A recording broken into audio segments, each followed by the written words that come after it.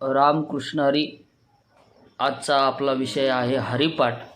हरिपाठ हा फक्त ज्ञानेश्वर महाराज यांनीच लिहिला किंवा आणखी बाकीच्या संतांनी हरिपाठ लिहिलेली आहेत का असा प्रश्न नेहमी पडत असतो. कारण सगळ्यांना फक्त एकच हरिपाठ माहिती आहे, तो म्हणजे ज्ञानेश्वर महाराजांचा, आणि दुसरा थोडक्यामध्ये काही लोकांना माहिती आहे तो म्हणजे शांतीब्रह्मन नाथ महाराजांचा.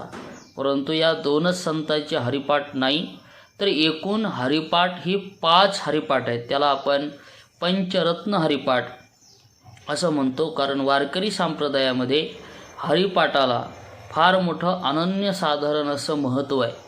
ही मोठी साधन आहे. जसं ब्राह्मणाने तिन्ही काळ आपली संध्या केली पाहिजे, तसं वारकऱ्याने तिन्ही काळ तिन्ही वेळेला किंवा त्याच्या ठरलेल्या कार्यकाळामध्ये त्याने हरिपाठ हा केलाच पाहिजे.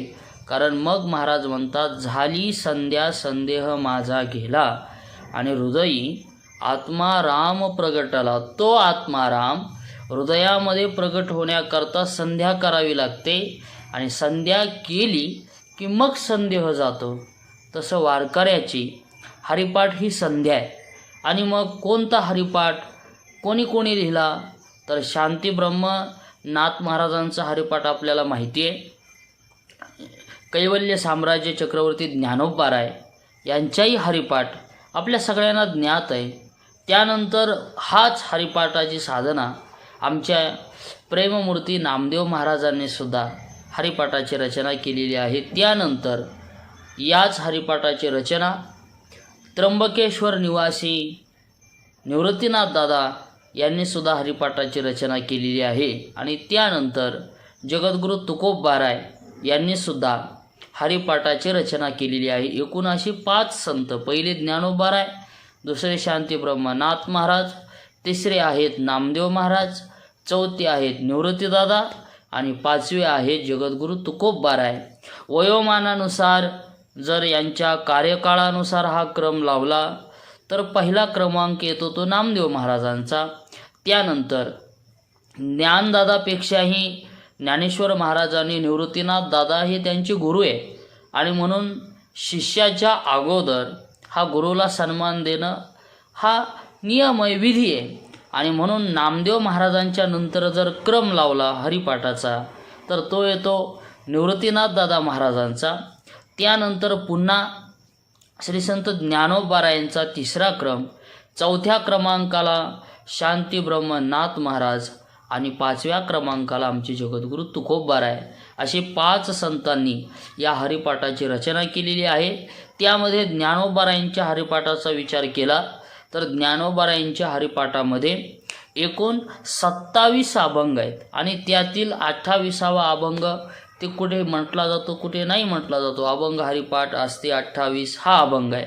त्यानंतर पुढे शांतीब्रह्म नाथ महाराजांचा हरिपाठ म्हणत असताना प्रत्येक अभंग हरिपाठामध्ये त्याचं ध्रुवपद हे बदलत गेलेलं आहे.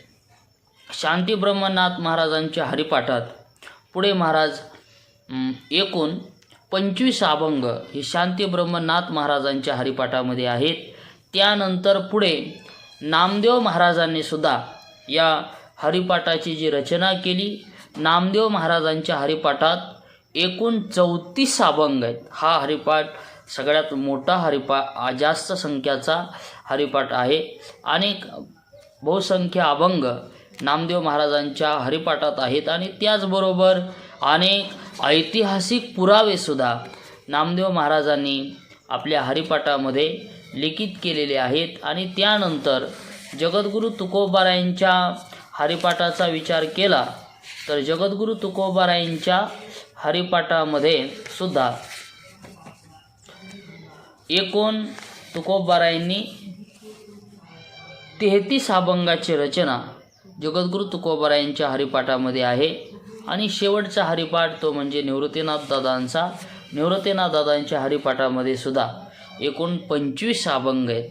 अशा या पंचरत्न हरिपाठामध्ये प्रत्येक संतांच्या हरिपाठाचा वेगवेगळ्या ऐतिहासिक पुराव्याने हरी या शब्दाचं महत्त्व पटवून देणारा, हरी या भगवंताचा लळा लावणारा हा हरिपाठ आहे. आणि ती साधना केल्याने काय काय प्राप्त होतं हे सुद्धा या हरिपाठामध्ये सांगितलेलं आहे. आणि म्हणून शांती ब्रह्मनाथ महाराज म्हणतात, झाला हरिपाठ बोलणे येथोनी. अशा पद्धतीने हरिपाठाची साधना ही वारकऱ्यासाठी अतिशय महत्त्वाची आहे. रामकृष्ण हरी.